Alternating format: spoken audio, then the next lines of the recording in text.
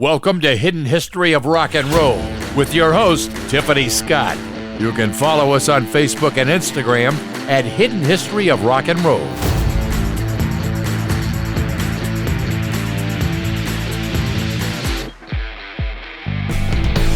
Hello and welcome to Hidden History of Rock and Roll. I'm your host, Tiffany Scott, and if you're new to my podcast, I do a deep dive into the behind-the-scenes stories of rock's greatest legends, how they came to be, how the records got played, and maybe some dirty little secrets, if we're lucky. This is your all-access backstage pass. Whoa, I mean, this is a first. We are on my new gear, and I've got an amazing new guest with me. So I'm going to do things differently today. We're doing it in person, which is different, but we have an exciting guest to be interviewed today. Oh, I can hardly wait. Shh, now don't tell him who it is. So he is on the other side of the music industry. He is a musician, orchestrator, keyboardist, programmer, arranger, conductor. He is also known for his work playing and recording with Oingo Boingo, ELO, Jeff Lynne. He is credited as a performer alongside Eric Clapton, Ringo Starr, Paul McCartney in the Concert for George. He shared guitar solos with Prince at the Rock and Roll Hall of Fame induction ceremony of George Harrison, While My Guitar Gently Weeps, with Tom Petty, Jeff Lynne, Danny Harrison, Jim Capaldi, and Steve Winwood. Wow, that's a lot of guys. I mean, who is this guy?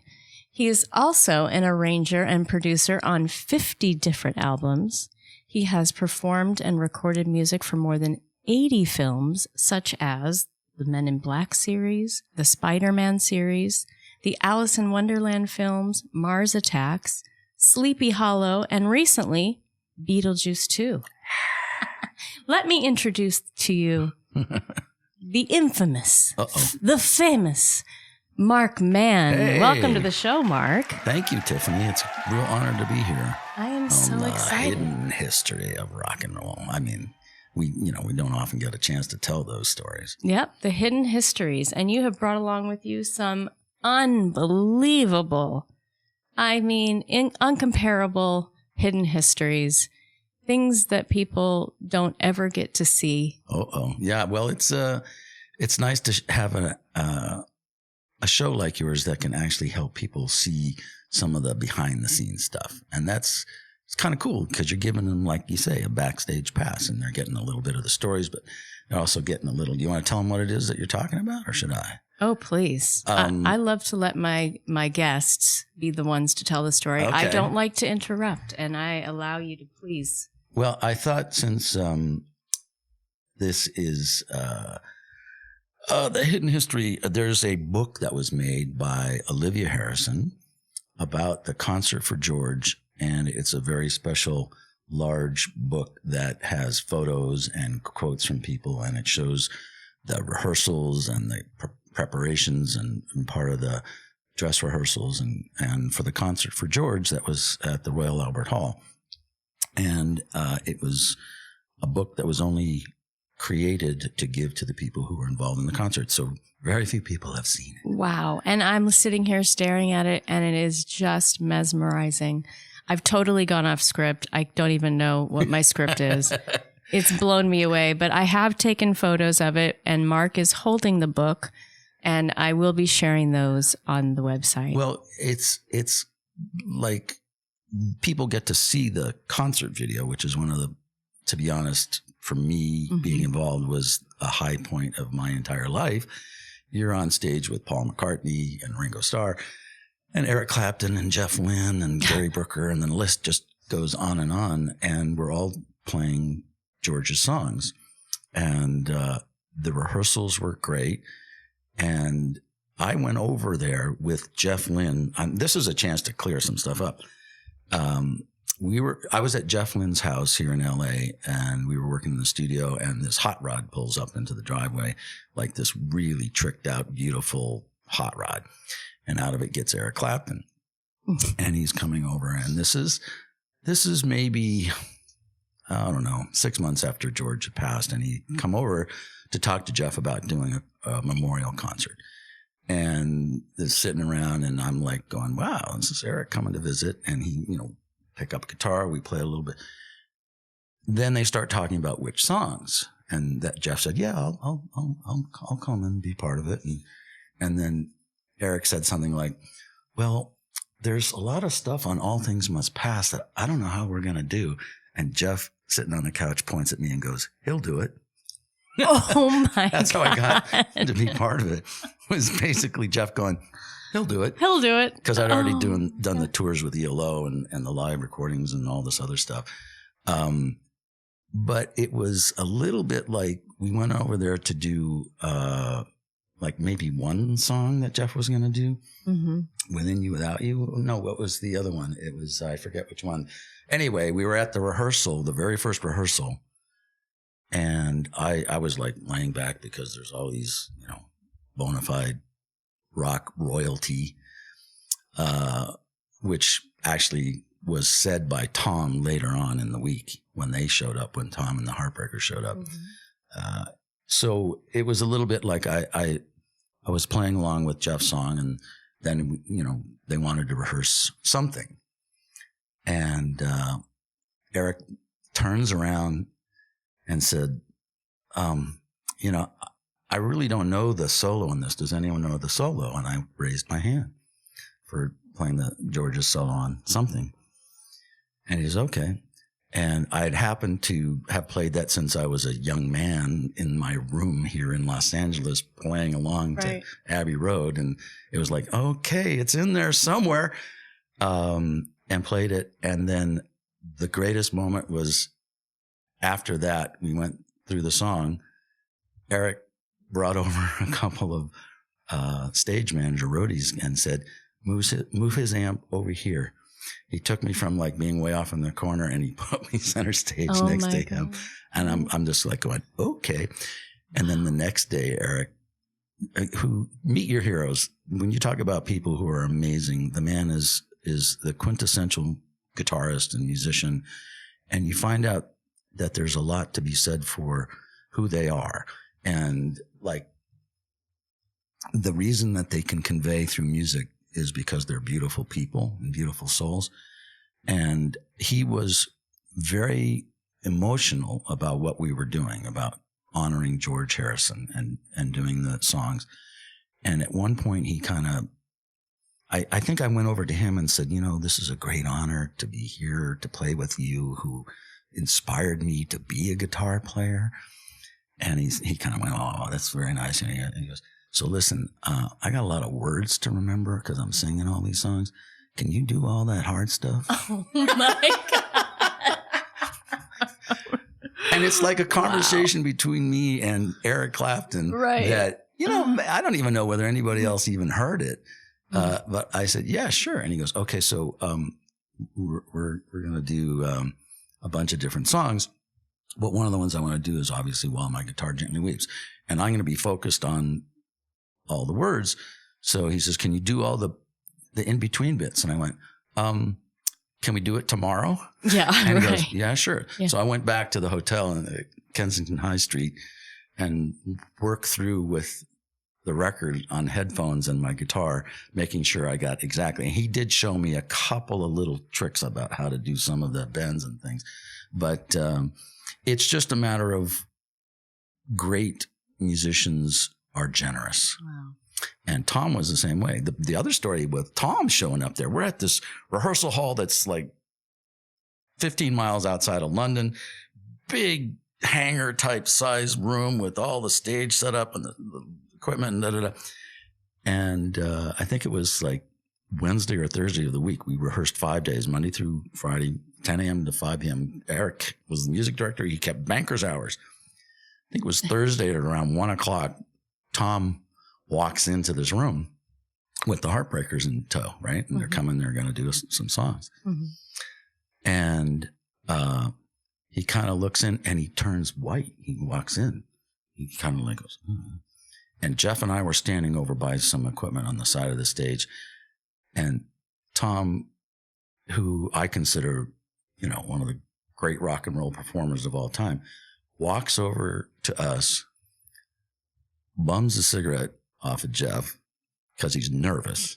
And he goes, we weren't told that we were going somewhere where the rock royalty, because Paul was there, Ringo was there, all these musicians, Eric was there.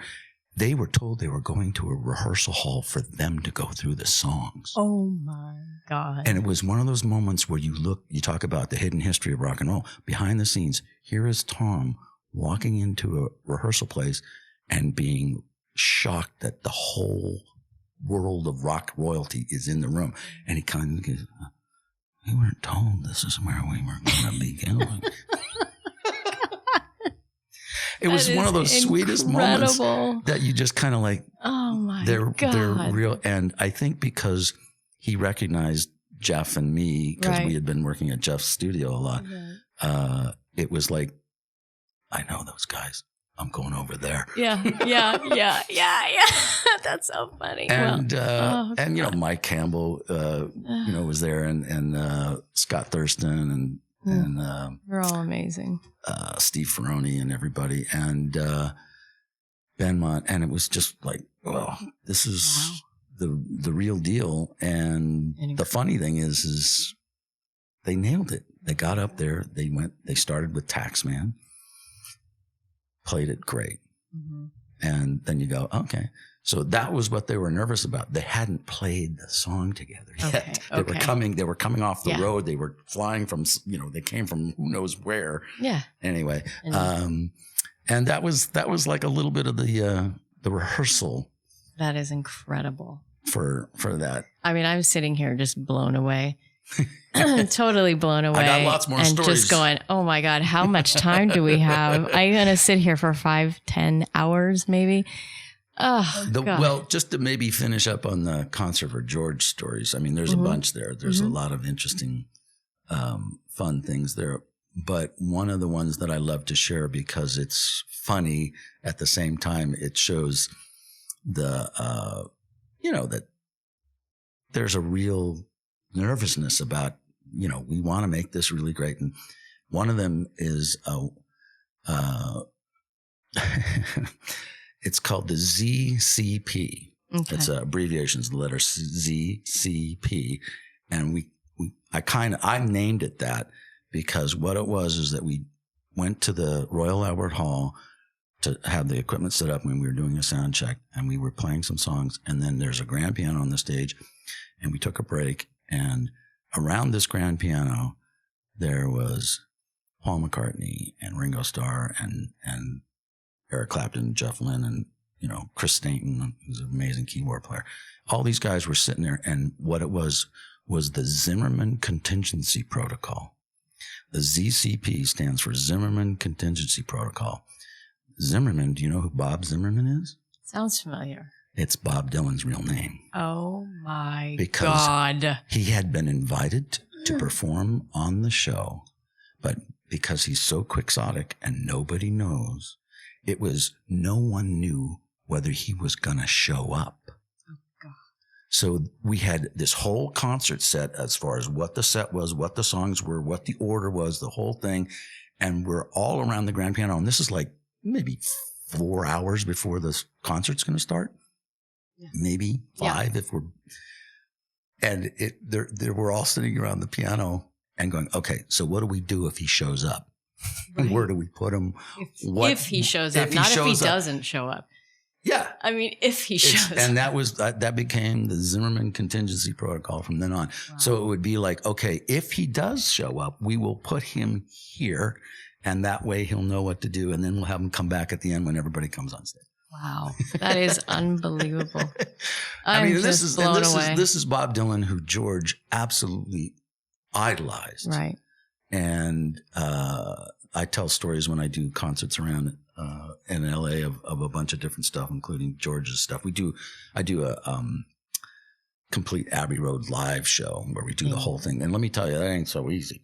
It's freaking awesome. They never had to play it live, and they never had to play the whole damn album in a row. Right. So anyway, but one of the stories I like to tell is because George learned about Bob's songs and loved him so much that he actually influenced John Lennon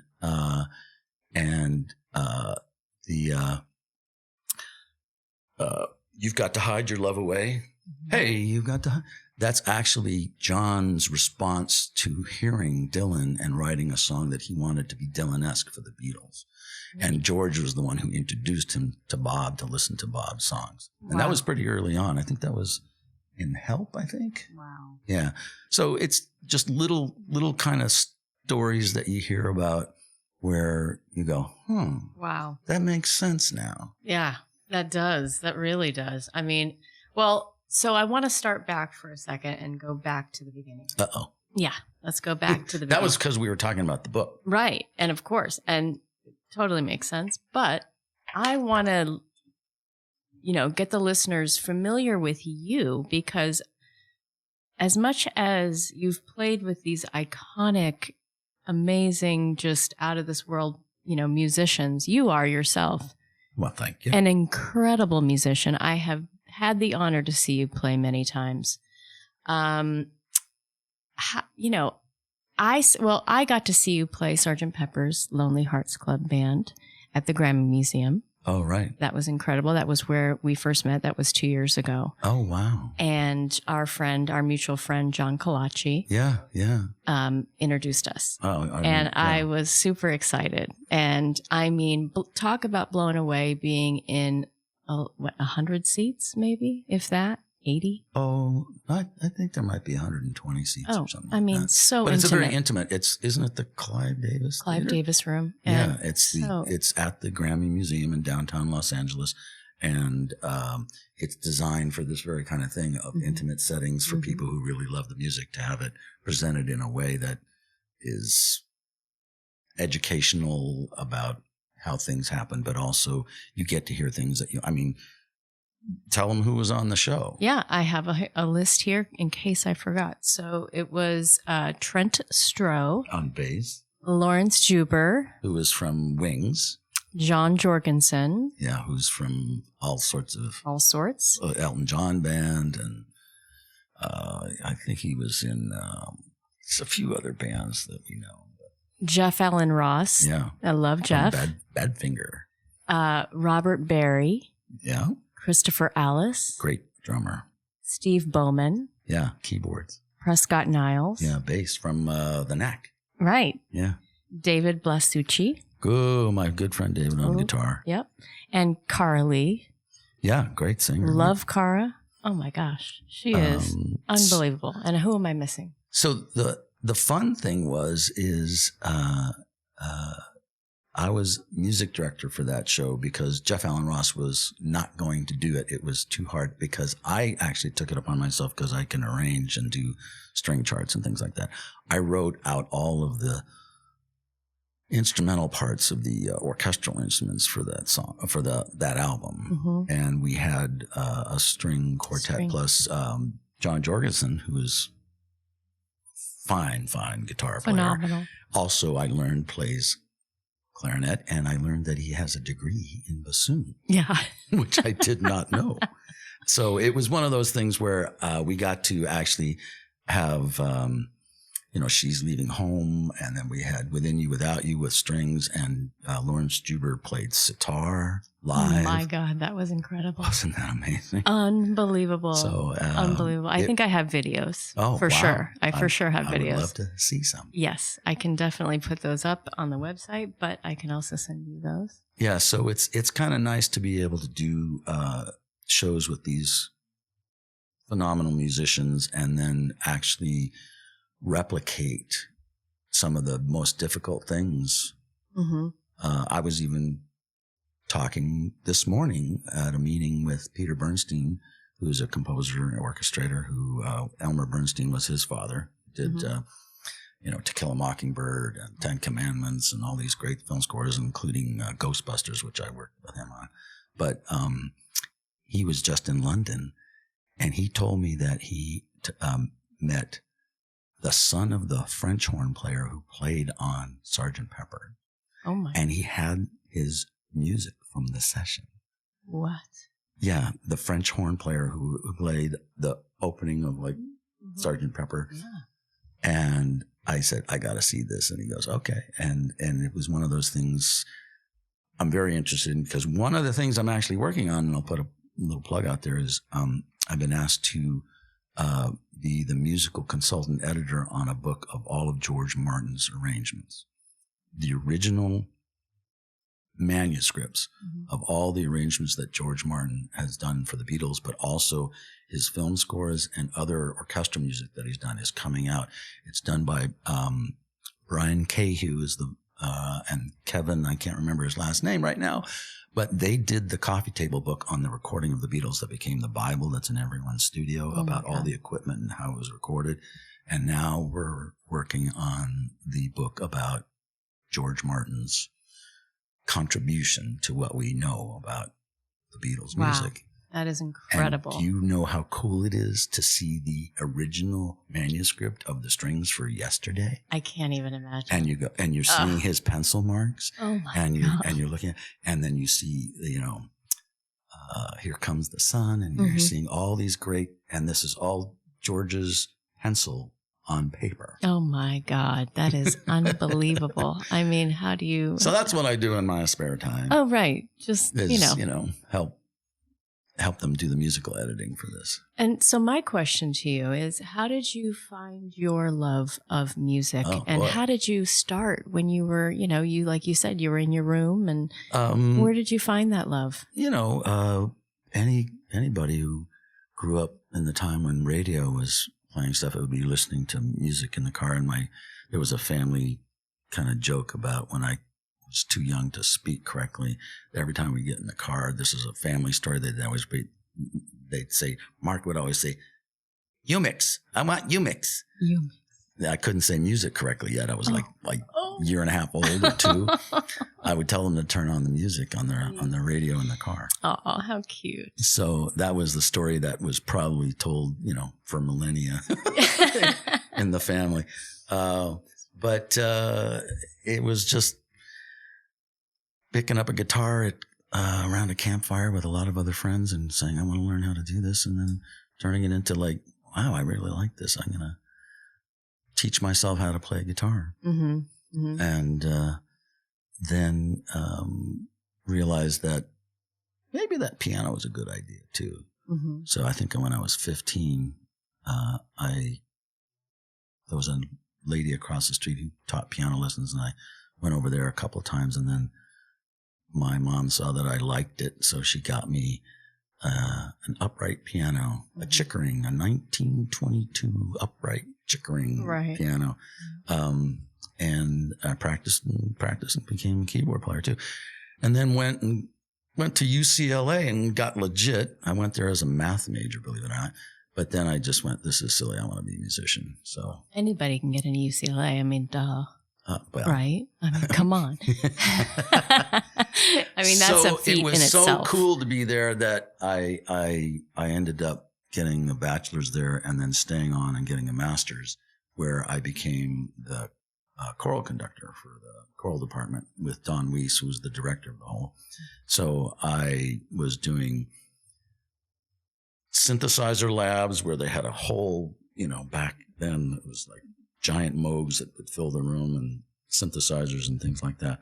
So I had the opportunity to have diversification on what I did. It wasn't just being a guitar player. It was keyboards and synthesizers and stuff like that. Right. And how did you get in with these, among these greats? But, well, that's sort of like just hold on and right. It's, I get approached sometimes by young musicians who are asking these kind of questions, and I say, it's when preparation meets opportunity, and to also don't put all of your skills into one thing. The ability to never say I need a clarinet part for this, or I need a flute part for this. Or you say, yeah, I can write that for you. Some of it is just making sure that you, as a musician, we just lost Quincy Jones. Right. And that was a big, it was just a few days ago. Mm-hmm. And here was someone who I found very inspirational because he was a phenomenal musician himself, but just an incredible arranger. And he found himself in demand because of his ability to arrange charts really well. Mm-hmm. And that's something that ended up leading him on this path to becoming a producer and working with Frank Sinatra and, a lot of great singers. Mm-hmm. And then ending up with Michael Jackson and producing him. And I was there. Oh my God. Because of a synthesizer keyboard friend that I'd helped with a bunch of things, Michael Boddicker. He would have me come in and help with synthesizers and do sounds and computers and things like that. So here I am working with Bruce Swedien as engineer and Quincy Jones and Michael Jackson and Michael Boddicker on Thriller. Holy cow. Which I didn't know what it was going to be at the time. Yeah. And then going out to Michael's house in Encino because he needed something to be done out there. Mm-hmm. And it's like you just have the skill set to say, yeah, sure, I can do all this stuff. But bringing a sense of, musicality, and I don't know, I was lucky. Well, you were very talented. And you knew, you had the confidence. Well, and that's born of a lot of woodshedding. That's what people don't realize as far as supporting musicians. And, I'll do a little plug for the entire world, except for America, pays a small amount to a musician when they're actually on a record that's being played. Nowadays, you get the writers and the publishers for radio play. But every time a song is played on American airwaves, the musicians that you're hearing play don't make a penny unless they wrote or produced. Mm-hmm. And in other countries, there is a structure to allow them to get paid. So it's just a little bit of like, hey, let's catch up with the rest of the world. Mm-hmm. And it's not easy to be a musician, but what a lot of people are, realizing now is it's all about knowing how to run a computer. Mm-hmm. Mm-hmm. Wow. Which I learned early on. Yeah. So, yeah. Well, we were sitting here looking at my computer and trying to run it. Oh, yeah. Well, trying to help me. And on that note, I'm going to run a Patreon ad. Ooh. Right about Exciting. now.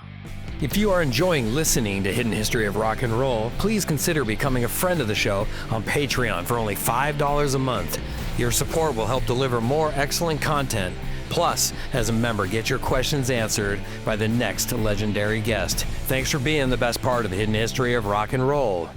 So we've talked about a couple things, but who was the first artist that you worked with in the studio? Do you remember? Well, it would be hard to pin down exactly, but there's one I remember very fondly as being very early on. It was when I was still at UCLA in the choral department, and we had a men's chorus, a men's glee club. And that was something that I toured with and conducted and actually did arrangements for. And we got a call that a record producer wanted a men's choir to come sing on a record. And as it turned out, it was to go to Val Garay's Record One on Ventura Boulevard. And Peter Asher was the producer. And he was producing Waddy Wachtel and Dan Dugmore's album. They were in the Linda Ronstadt band. And because Linda Ronstadt and the band had been doing so great, they said, you guys do a record. And it was called Ronin, R-O-N-I-N. And I was starstruck because it's the guys from Linda Ronstadt band. And then Peter Asher, it turned out, I just saw him within the last few months, a 30-year friendship and a 30-year career of him having me come in and do things. So the very first real studio session was to show up with these amazing people. And they go, okay, here's the song, and they hit play. Oh, my God. And you go, okay, so what can you do with that? And so I'm arranging in my head from what I'm hearing, I don't have a chart. I don't have a guitar. I think there might have been an electric piano in the corner or something. I think I walked over to a Wurlitzer electric piano and started working out parts. Anyway, so I head charted and taught the singers what we were going to do on the chorus, and we did it. And then I think it went so well that they thought of us on another song. And the funny thing is there's so many other sessions that I've done with Peter over Diana Ross. I did with Peter. I did REO Speedwagon with Peter, and the other one was Neil Diamond. He has his own, he had a studio on. It was kind of like Santa Monica Boulevard near the Beverly Center or something. I remember it being in that area. Anyway, and I'd been doing sessions with Peter for a while, and it was one of those, he knew he could always count on me. And that's one of the things that you want to provide for people who want to call you and say, hey, let's have you help us on this. So I show up and it's Neil Diamond walking around. And I'm like, going, okay. Wow. And then Peter goes, he has this box that was a huge, large drum machine box that, I'd been familiar with a bunch of different ones, but it was one that I hadn't worked with before. Mm-hmm. He has that, and then he hands me a floppy disk and says, we want these sounds in that machine to be able to put on this track that we're doing. And you just kind of go, okay. Yeah, jump in. And luckily, I'm good at this kind of stuff, and I figured it out, and I got it in there, and I programmed it, and it's one of those things where you just kind of go, oh, good, because the rest of the band, the amazing Neil Diamond band, mm-hmm. were in the studio waiting for the drum pattern that Neil wanted to be ready to go so that they could put on the piano and the bass and the acoustic guitars. But here's the kicker. After because it went well and it was all done and they finished the rest of the song, Neil goes, okay, everybody come on out. We're going to sing backgrounds. And you will see on morning credits. Oh my God. I have credits on a Neil Diamond album, not for just programming, for actual singing backgrounds on that song. Wow. That is so fun. And it's the generosity of these wonderful artists who you can see why they are who they are. Mm-hmm. And the funny thing is that Peter, he was part of Peter and Gordon. Mm-hmm. He was number one hit around the world in the 60s, and great, singer and guitar player in their folk music way. And to see him work over the years, he loves music so much. It's just it still makes me smile now. Yeah. And so Peter Asher was someone that I was very grateful to have accidentally run into and then continued to work with. Over the years. Yeah. Yes, I got to see you play with Peter Asher. Oh, was that at the charity? At the concert? charity. Mm-hmm.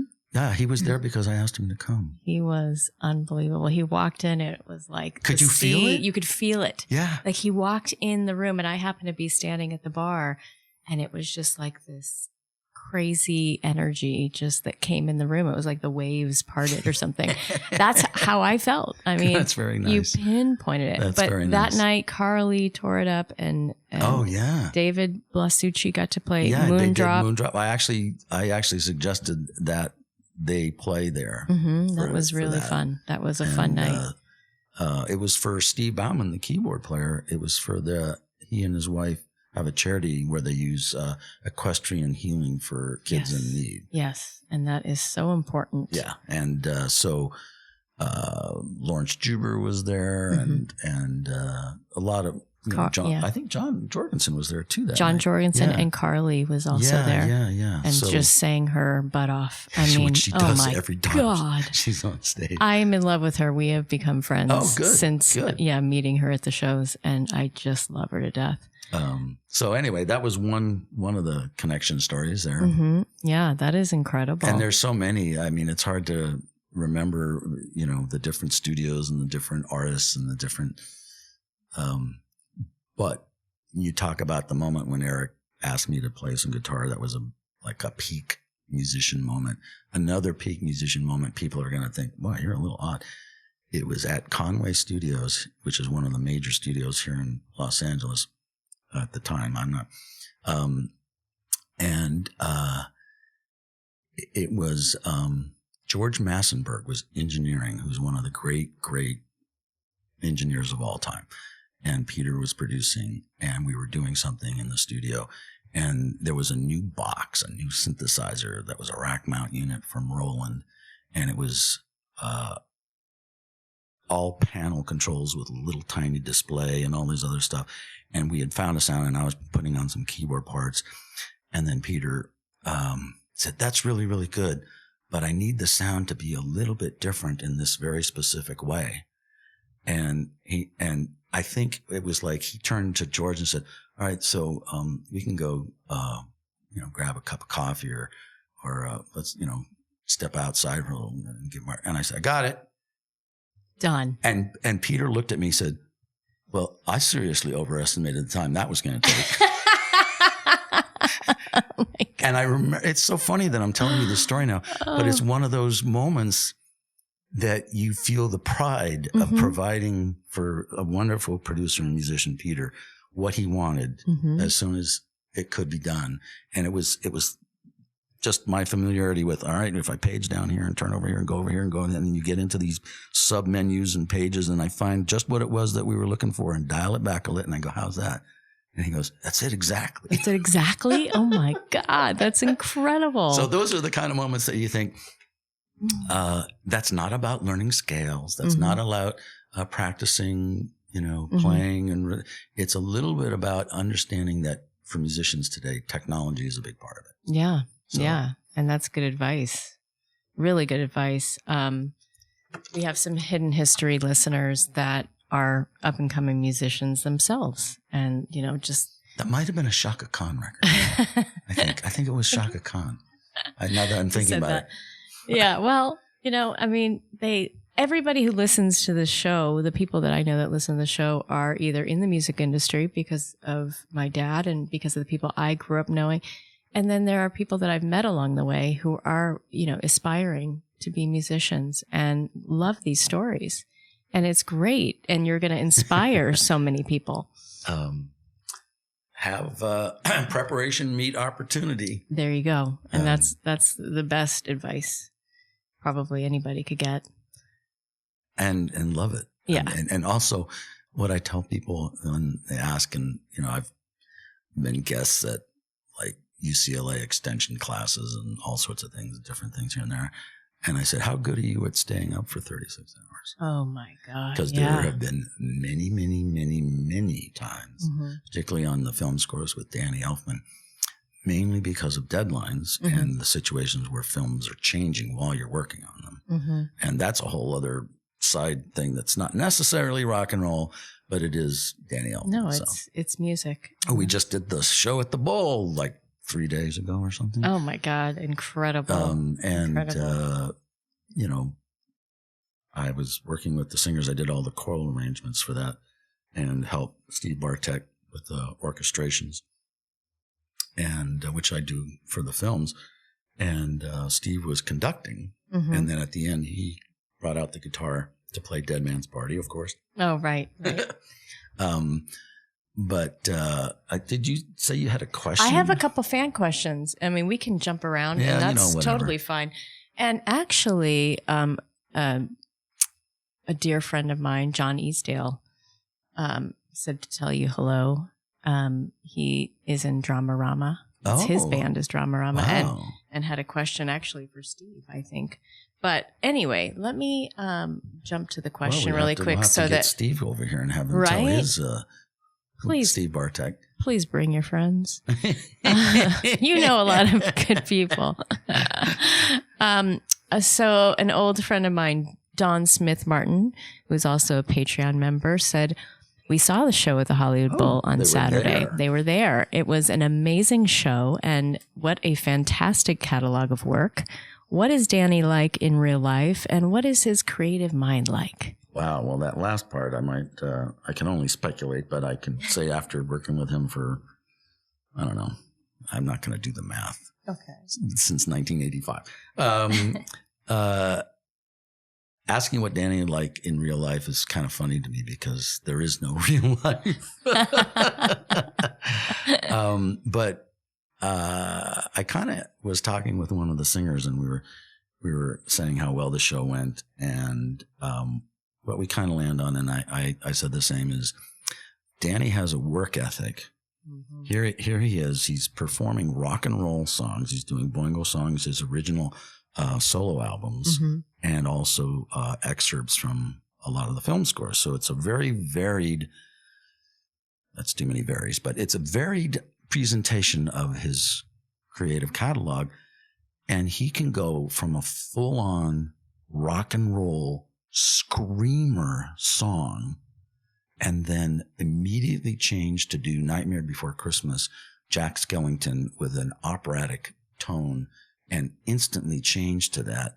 And he is a phenomenal singer with a musicality and work ethic that has been inspirational for me. I've been working with him for decades. And so it's an honor, but it's also like, I think the inspiration is whatever it takes. Because he added a song. I think he texted me at like 8:30 in the morning, 3 days before the rehearsal, said, I want to add a song. Oh my God. No. And, but he does it in a very sweet way. Mm-hmm. He says, would it be possible? Do you have time? And I'm looking at the schedule. I'm going, the rehearsal's in like 3 days. So it's got to be done now. It's got to be done now, yesterday. And plus, you like to get it out to the singers to look at and maybe hear the original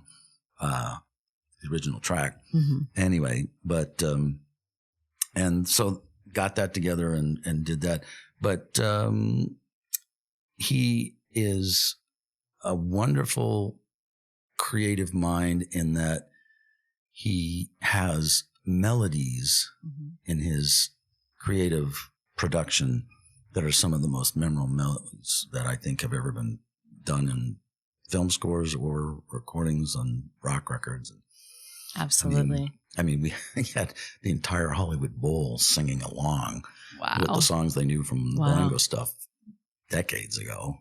And that means those are memorable melodies. Yeah, I guarantee. I know that I have a lot of listeners that have, probably gone to those shows, and they love going to the Hollywood Bowl, especially because it's just such a great place to see a band. Well, the show is amazing. We have the orchestra, we have the choir, we have percussionists. Dorothy's on percussion, and Sydney, and we have Robin on guitar from 9 Inch Nails. Oh God, I love 9 Inch Nails. And Neely on guitar, and Stu on bass from all sorts of things. And anyway, the pedigree of the people on stage is so high. One of the demands of working with Mr. Elfman is that he does not even let you breathe between songs. Wow. It's like one song ends and the count off for the next song is already happening. Wow. And that is insane. It's really a great way. There's just a onslaught of this music to the audience. And he gets a break when we do the orchestral scores, like for Spider-Man. There's a little bit of that. There's a little bit of Batman. There's some Alice in Wonderland. These are all instrumental so that he gets an actual chance to drink a little water and breathe for a second to prepare. Because it was like a 2-hour plus show. Wow. That's incredible. So anyway, so I'm glad they came. I'm glad they liked it. Yeah. And I'm sure that there's going to be more. Went up to San Francisco, went down to Mexico. It's, there'll be a more opportunity. And we're very grateful for the fans. Yeah. That follow and still love Danny. Yeah. And so in your, dealings with him, he's just a regular guy, or is he just the interesting thing is again, like what it was with Peter, is a dedication to quality. Mm-hmm. And I respect that highly. Mm-hmm. And it's motivating for me to be able to aspire to do the absolute best and the most efficient way. Mm-hmm. And sometimes, people don't realize this. They think, oh, it's a movie, and you just go in there and the orchestra plays to the movie, and it's what's come out. We will record for the movie that we're just about to start, which is with the director Luc Besson, who did The Fifth Element. Mm-hmm. There'll be 90 minutes of orchestral music that has to be ready to go in the first week of January. So we will spend this month and next month preparing all that orchestral music. Danny will be writing it. We'll be orchestrating it. We'll be editing it as they change the movie. There's a lot of behind the scenes, but it's not necessarily rock and roll behind the scenes, but it is to make it so that you walk into an orchestra in a studio that is a very expensive day. Yeah. The whole studio and the orchestra and all this other stuff. And you have to have everything ready. All the music that's in front of every one of the players is exactly right time to the picture, and it all goes together. And the beauty of it is that there could be, for whatever reason, there could be something that Danny, in a 2.5 minute cue, he'll go right after and he'll reference something on the screen. Right after the doors open and the girl comes through, there's something that I need changed there. And that's part of what I do is I hear what he's talking about, and I can see it in the score, and Steve sees it also, and I help make these. I mean, there was a time when we were rehearsing for the Elfman Burton show to be at the Royal Albert Hall the first time, and Danny just has this amazing ear. He knows his music, and he knows what it's supposed to be, and somehow there was something that zigged when it zagged, and it wasn't quite right. So I'm sitting at a grand piano at the BBC Orchestra Rehearsal Hall with the full score, playing him on the piano when I'm reading off the score. And he goes, there. Wow. What's that? And I said, well, this is this and this is this. And I bet I see. How about this? And I would change the note and play it. He goes, that's what it's supposed to be. And this is like out of an hour and 20-minute show. Wow. He knew there was something that went by that wasn't right. It just impresses the hell out of me. That's incredible. I mean, I love Danny Elfman. I saw Oingo Boingo when I was a kid, in my teens. Oh, yeah. I got to go to all the great concerts. Good for you. You have good taste. My dad got me into all the shows. It's unfortunate when they changed everything and they made us all start having to buy tickets. Oh. Yikes. What was that all about? Yeah, not fun. Okay, so the next Patreon member question. Rich Aronin asks, how does Danny approach scoring a film? Did we just cover this? Does he watch the entire film with a scratch soundtrack or with no music at all? Do his methods differ from other composers? So, well, a little bit of film score, sort of basic stuff is that they're broken up into cues, so that there'll be a scene in the film that will have a certain cue number, and there's reels in the movie. Usually there's 5 or 6 reels, so they're given numbers like 2M3 would be the second reel, the third music cue, 2M3 or 2M7 or whatever, 3M5. These are all numbers that are applied, so they're compartmentalized into sections that are then mixed and reassembled into the final film at the end. So what Danny may look at when he looks at the film with the director is just the movie, just dialogue. And with a music editor, and I've been there sometimes, and Steve has been there sometimes, it's deciding where music's going to go, and it's called a spotting. You spot where you want a cue to go, and you give it a name and a number. And so then what Danny does that is very kind of fun is that we all have computers and spreadsheets, and I even did a online relational database so we can keep track of the status of all these cues, where they are, what's happening, what the edits are. He gets a whiteboard that he's done since he started way back at the beginning. He gets one of these big old whiteboards and draws lines and squares and puts all the cue numbers and the names and the durations. And then at the end of it, it's by day when we're recording. So he knows how much he has to do to get to being done that day, by that day, or even actually a little bit before to give the orchestrators and the copyists. But luckily we do the early stuff that's done on the early part. But so there's always this little bit of a lag because it takes a while to fully orchestrate and also have the copyists make parts for the players. But part of what Danny's process is that what we're asking about is he will see it completely silent, talk about what the director wants, and then he will do, and this is something that I helped him with way back at the beginning, was I set up all of his MIDI computer synthesizer stuff so he can play on a keyboard ideas and mock-ups for the director, and then get them approved, and then we'll tidy them up and turn them into what the orchestra plays. That's awesome. And that's part of what I do. Yeah, that is. I can't even believe you had the time to come see me today and do this interview. Well, luckily the movie hasn't quite kicked in. No. If we have and I'm finishing something I'm doing. I'm doing a charity show here for a children's cancer fund. We're doing Dickens' Live Christmas Carol, and I'm music directing and doing all the music for that. So I'm squeezing that in before the movie starts, because once the movie starts, it's goodbye world. Goodbye world, yeah. Yeah. So I do want to do something a little off the cuff here, if you don't mind. So you brought something really special. You brought the George Harrison book that Olivia had given you, and but you also brought something really special, and I just want you to grab it and bring it on over here. And I have some video that I took of Marc playing this unbelievable instrument. Go ahead. I'm going to let you tell. Tell them what it is. Yeah, I'm going to let you tell them what it is, because we have a lot of Tom Petty fan listeners here, and they're going to want to know what this is. This is a Martin guitar that Martin asked Tom to make a signature guitar. So this is a Tom Petty signature 6-string Martin. He did a 6-string and a 12-string. Has Tom's signature in the top fret on the fretboard. It has Tom's signature inside. And the fret indicators on the fret are phases of the moon. It's a full moon fever kind of phases of the moon across the top.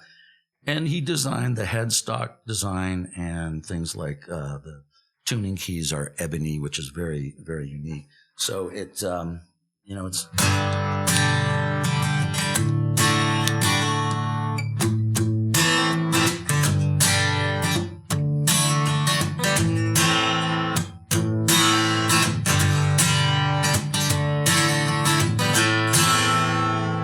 It's one of my prized possessions. I think there's only 275 of them in the world. That is unbelievable. And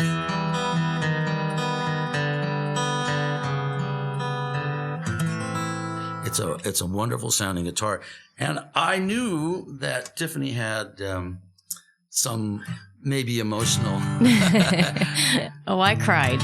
I cried when he pulled this guitar out and played it for me. The interesting thing that this makes me think about, as far as a hidden history of rock and roll, is telling the story to clarify some things about the performance when we inducted George Harrison into the Rock and Roll Hall of Fame. Because there was a music magazine, I can't remember which one it was, but a writer wrote about what happened there and the whole thing with Prince, and got it completely wrong. Oh boy. And it had a life of its own, and it's on the internet and YouTube that has these comments on it, and people are saying things. And this is a great opportunity for me to set the record straight, maybe. 'Cause one of the things that we, people forget is we also did.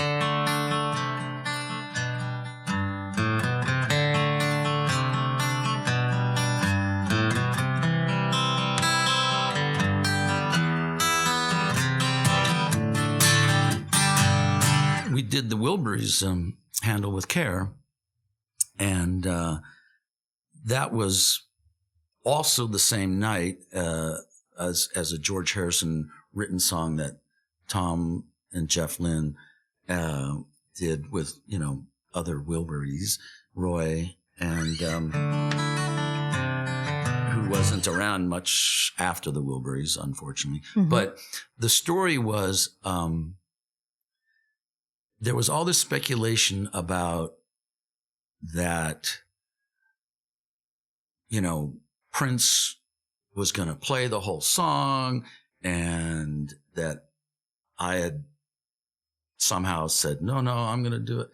What really happened was that Prince was being inducted the same year, and justifiably so, really deservedly so. I'm not so crazy about some of the other people they're inducting into the Rock and Roll Hall of Fame. So he was there with his band, and he had done a rehearsal for the opening of the show, which he was going to be the first artist doing, and George's induction was going to be the last one of the show. And the TV producer, we were doing the Traveling Wilbury song, and we were also doing While My Guitar Gently Weeps. And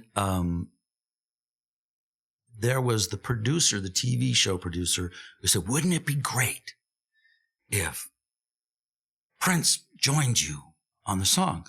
And it was sort of presented to Tom, and Tom said, yeah, that'd be nice. Marc's playing the song. He can come in at the end and play what he wants. And there was this misinformation out there about whatever. Here's the real thing. It wasn't Prince's idea. Prince was a little like, what? Because it was the TV show producer's idea to do this. Got it. Guess who taught Prince the song backstage? Me. Yeah. He's a wonderfully sweet, shy person off stage. One of the most revered musicians in my book. And it was like, I'm like pinching myself that I'm showing him the song in the green room so that we can play it. And to his credit, if you watch closely on the video that's on YouTube and whatever else with 120 million views or whatever it is, as the song section concludes and we're about to go into the extended solo ending, you'll see him watching me, waiting for me to nod to him now. And so he knew, and then he played a very passionate solo, but the showman is just unbelievable to have someone there to hold him up as he falls backwards and he's playing to Danny Harrison. Danny could barely keep himself from busting up laughing at what he was doing. And then the whole thing about the end of the guitar disappearing, which I look at some of these comments sometimes and it's really sweet. And people ask me all the time, and I say to them, would you go up to David Copperfield and ask him how he did his magic tricks? Right. And expect him to tell you? Right. It's the magic of the performance that makes it so unique and special that people have loved it. And about the guitars going up to heaven for George and all these beautiful things, which I love. And that's really what it is. It's about how it makes you feel. And I was proud to have Tom say, Marc's going to play the song part because I know it's going to be exactly what I want it to be. And one of the reasons is because we went out to his house in Malibu and went over it a number of times. And then we went to the clubhouse and played it at the clubhouse, which is the Heartbreakers sort of rehearsal place. It was, Steve Ferroni on drums and the whole thing. And so it was a little bit of the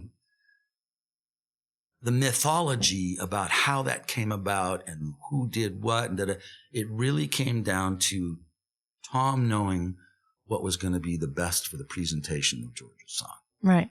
And it was just stunning. It was like, this is the song portion and this is Prince honoring George with his guitars. And the writers were trying to say, they were trying to make conflict between me and Prince. They were trying to say that I was a dick for not letting, Prince play the whole song. It's like, what are you talking about? Oh God, drama where there's it's like, no, that's not how it happened at all. Right. It was more like Prince being like, I'm doing what? Yeah. What? Yeah. Oh my God. Ridiculous. That is one of my all-time favorite performances.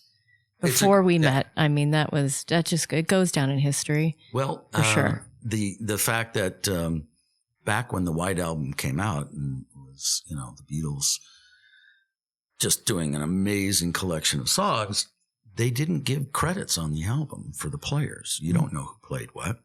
And Eric Clapton was the guitar player on the lead on the record, but his name is not on that album. And it was only later on that it became known that was Eric. So there's that even whole thing of like, well, no, we never told anybody who the other players. It's the Beatles. Except what about the French horn player? And what about the, the string players you didn't get their names on the album, right. Which it's just the way it was back then. Right. So when I got to play it with Eric in London, to have him turn to me and go, do it just like this, it's like how to bend the note a certain way. And I'm going, I'm getting guitar lessons directly from the master. Right. For free. So for me, part of what I enjoy is making it so that the listener hearing it, that it's a representation of what the song was always for them. Mm-hmm. And to make it have Eric's inflections and Eric's, original solo and all the things like that. It's a matter of pride. Some people go, oh, Marc can't figure out how to play what he wants to play. I go, no. This is like performing Beethoven's Fifth. You don't interpret and change the notes. Mm-mm. This is like, we are playing one of the most iconic songs that has ever been played on the radio. Right. And we're going to and then you let it go loose into the world of Prince. Right. So Prince was unbelievable. He was an unbelievable musician. I think there's a story about, I think it was Eric Clapton was being interviewed like late 90s or something by somebody interviewing and the journalist said, so how does it feel to be the greatest guitar player in the world? And I think Eric goes, I don't know. You'd have to ask Prince. Wow. I might be getting that wrong about who was being interviewed. I thought it was Eric, but it's one of those stories where it was somebody, and I think it was. That's funny. That's a funny story. Do you have any bands or artists that you like today in today's music? Oh, wow. It's not Taylor Swift, is it? I'm kidding. I was a little bit of a, curmudgeon about that. But then someone I know had surgery in the last few months and was in the recovery mode. And then I found this song that Taylor wrote apparently for her mother that was really, really sweet. And I'm trying to remember. It was like, you will get better, or you will be okay. I can't remember the title right now, but it was good. Yeah. And I was impressed with the, so has that driven you to listen to more of her music? It's funny when you're so busy making music all the time, I don't have a lot of time to listen to a lot of different things. I mean, I'm mixing a new, release for my project called Lefty and the Hat Man. Yes. And I brought you a track which you can play. It has Tony Levin on bass, and it's called We Call It Love, and it's a little bit of a modern type ballad that you can check out.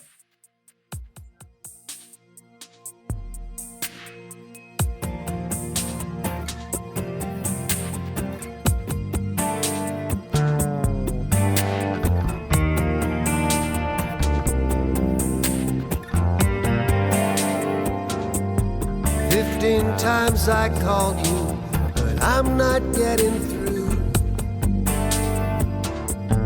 All those texts I sent you, but none came back from you. What else can I say to you you haven't heard before? Tell me the words you won't ignore. every time you reached for me. I wasn't there to take your hand. Instead of always blaming you, should have tried to understand. 100 times I held you close while we drifted to sleep. Oh, that's a distant memory. You hurt me, and I hurt you. It's funny that we call it love.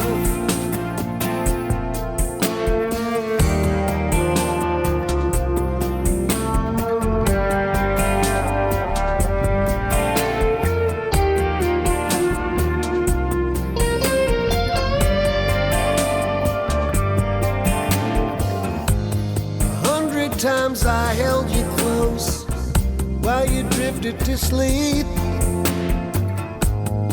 Oh, that's a distant memory.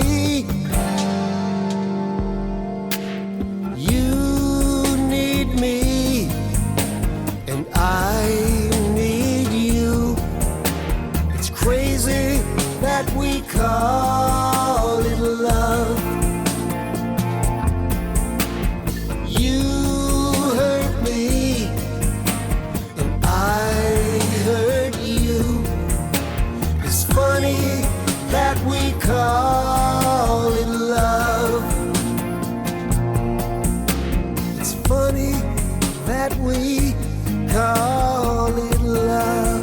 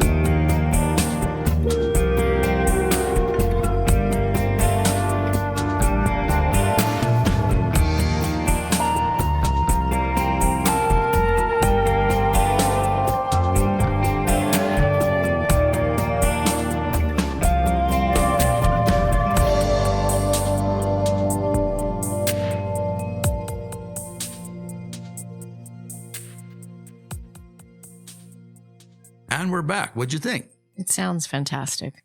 So let's see. We covered early days. We covered rock and roll days, a little bit of the film music days. And let's see. Any advice? I think you've given much advice. Well, travel light, and there's some hard learned lessons that have been passed around by the crews. I mean, the unsung heroes of the crews that move gear and just work so hard getting stuff from place to place. And right now the music industry is more about live performance than it is necessarily about recordings. So we're very grateful. I mean, you mentioned Taylor Swift. She has been so successful with her tour. I'm pretty sure this is true. She gave to the members of her crew that move her show around $1 million bonus each. Wow. And now that should be fact checked. It should be fact checked. But I believe it. And it was a matter of gratitude toward the people who make it so that she can focus on who she is in her performance, because she's the leading performer. And she has one of the largest tours going. Oh, it's everywhere. I mean, it's huge. Yeah. The amount of people that work for her and work with her, and the truck drivers and the drivers and the crew and that's nice to hear, that there's this whole sort of understanding of appreciating. Yeah, appreciating the people that do all the hard work. The guys behind the scenes. She works really hard, and she's really fantastic. My cousin Paul Sidoti is her lead guitarist. Oh, and wow. plays with her and I'd love loves to meet it. him sometime. He is amazing. I've been desperately trying to get him on the show. Well, he's too busy traveling around the world. Oh my God. And he just had a new baby. He and his wife, Ashley, just had a new baby. They have a little girl and a little boy, and busy guy. Yep.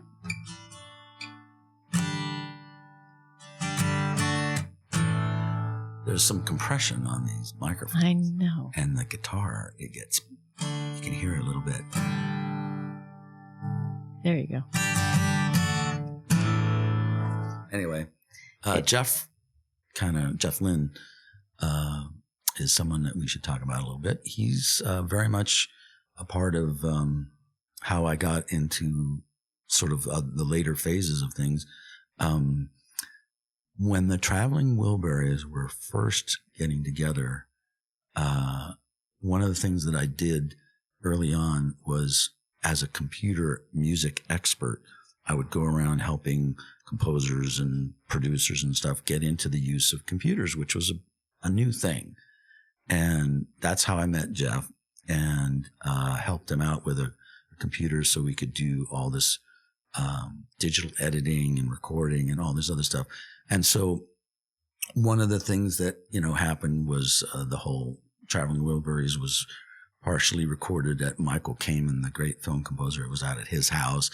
And Jim Keltner, the drummer, telling me stories about, you hear that beginning of that song that sounds like, it's on the song called Rattled. He says, that's me taking those metal things out of the freezer in Michael's kitchen and then banging on them with drumsticks. So it's sort of like you go, oh, this is pretty interesting. I love those stories. Then the other story with Jeff is, as is his way, kind of like Danny, you get a phone call and he says, can you come over? And I say, yeah, sure. What, you want to do some work in the studios? Yeah, just come on over.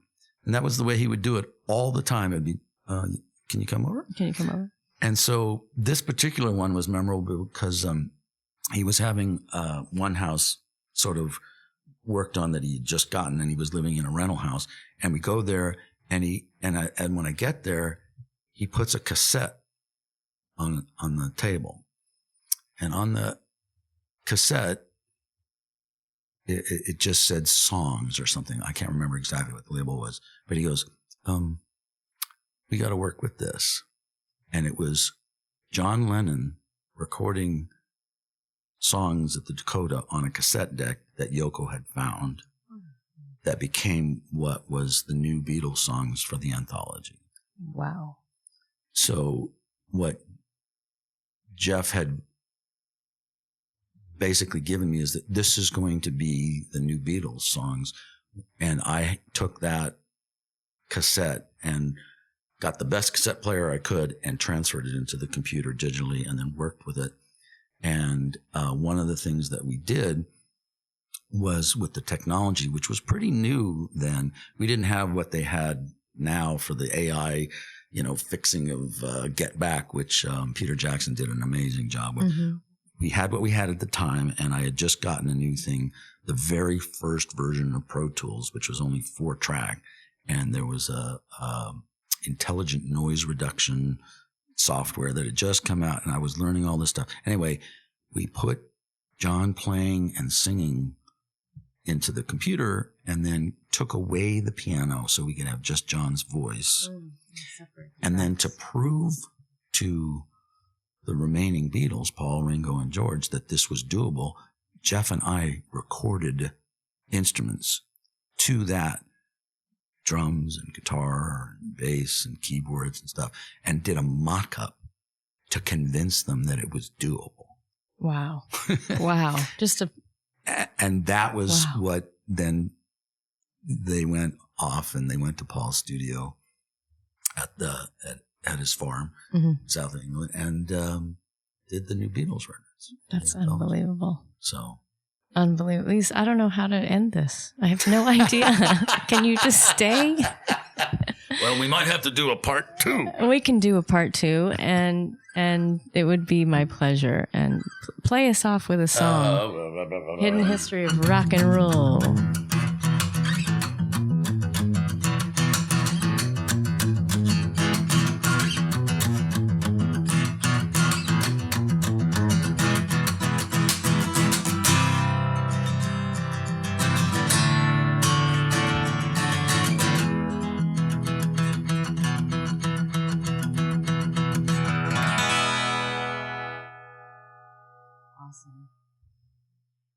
Thanks, Marc. I was going to start singing, but I thought twice about it. I'm going to do the show close. We hope you enjoyed the latest installment of the Hidden History of Rock and Roll. Be sure to like us on Facebook and follow us on all the podcast platforms. Thanks for listening to the Hidden History of Rock and Roll with your host, Tiffany Scott.